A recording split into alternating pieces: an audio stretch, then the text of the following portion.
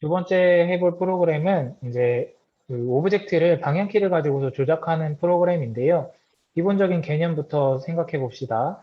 오브젝트의 위치를 변화한다라는 것은 오브젝트가 놓여져 있는 좌표 평면의 좌표를 변경한다. 이렇게 생각하시면 돼요. 좌표 평면은 가로가 X축, 세로가 Y축입니다.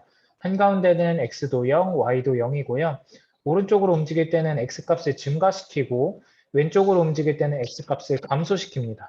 위로 움직일 때는 Y값을 증가시키고요. 아래로 움직일 때는 Y값을 감소시킵니다. 이 개념을 인지하면서 오브젝트의 위치를 조작하면 됩니다. 먼저 오른쪽으로 한번 움직여 볼게요.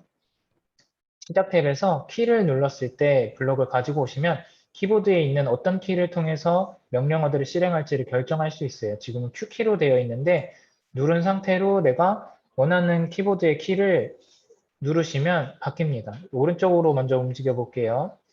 움직이기 위해서는 움직임 탭에 가야 되겠죠? 이제 오른쪽으로 움직이기 위해서는 X좌표를 증가시켜 줘야 돼요. X좌표를 조작하는 블럭이 두 개 있는데요. X좌표 바꾸기랑 X좌표 어떤 위치로 이동하기 블럭이 있는데 이 위치로 이동하기 블럭은 어디에 있든지 간에 고정적인 위치로 이동시키는 걸 말합니다. 오브젝트의 위치를 고정시키는 역할을 해요. 근데 지금 우리가 할 거는 오른쪽 화살표 키를 누를 때마다 이 오브젝트의 위치를 변경해 줘야 되는 거죠. 바꿔야 되는 거죠. 그래서 이동하기 블럭이 아니라 바꾸기 블럭을 사용하도록 하겠습니다. 그러면 실행해 보면 오른쪽 화살표를 누를 때마다 이제 10만큼씩 움직이게 되는 거죠. 그런데 이 위치를 이동하는 것과 별개로 방향을 살짝 회전해 놓으면 이대로 움직여요. 네, 지금 의도하는 것은 선생님이 의도하고 싶은 거는 오른쪽으로 움직일 때는 오른쪽을 바라보면서 하고 싶은 거예요. 그래서 방향도 조작을 해주도록 하겠습니다. 방향도 두 가지 블럭이 있는데요. 회전하기 블럭이랑 정하기 블럭이 있어요. 회전하기는 계속해서 방향을 바꾸는 거고요. 정하기는 방향을 일정한 방향으로 고정시키는 거예요. 회전하기 블럭 한 거 한번 보여드릴게요. 이렇게 계속 돌아가는 게 보이죠? 네, 이게 의도하는 게 아니에요, 지금은. 그래서 정하기 블럭을 넣으시고요. 오른쪽을 바라볼 때는 0도 이렇게 입력해주면 얘가 오른쪽 누를 때마다 이렇게 오른쪽을 바라본 상태로 이동합니다. 근데 지금 이 오브젝트를 여기다 갖다 놓으면 여기서 실행하고요. 여기다 갖다 놓고 방향을 이렇게 돌려놓으면 이 상태로 시작해요. 이렇게 하지 않고 맨 처음의 상태를 결정해주고 싶은 거예요. 한가운데에서 오른쪽을 바라본 상태로 맨 처음의 상태를 결정 지어주고 싶은 거예요. 이거를 초기화한다라고 해요. 초기화를 한번 해줘 볼게요. 맨 처음의 상태를 결정 지어준 겁니다. 시작하기 버튼을 클릭했을 때가 맨 처음 상태가 될 수 있겠죠? 시작하기 버튼 가지고 오시고 그다음에 한가운데에서 시작하고 싶어요, 선생님은.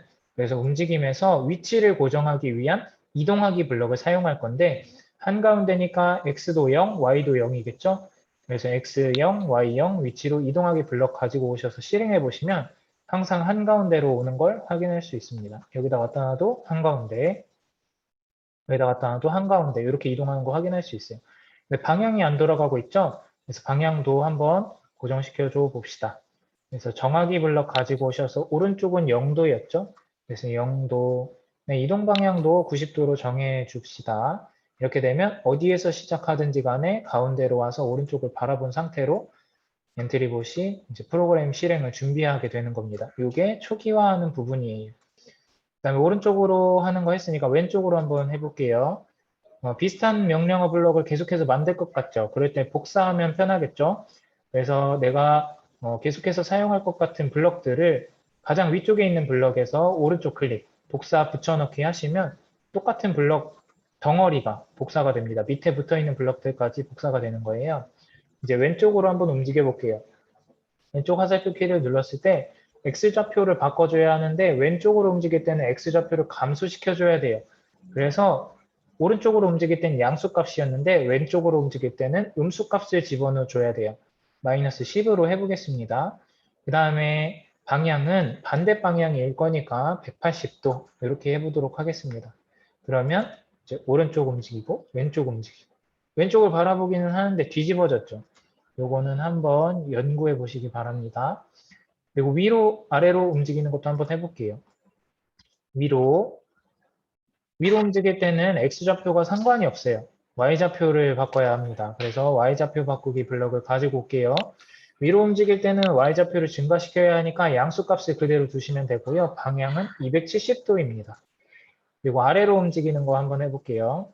아래로 움직이는 거 이렇게 아래로 바꾸시고 y좌표를 감소시켜야 하니까 음수값을 집어넣어 줘야 돼요.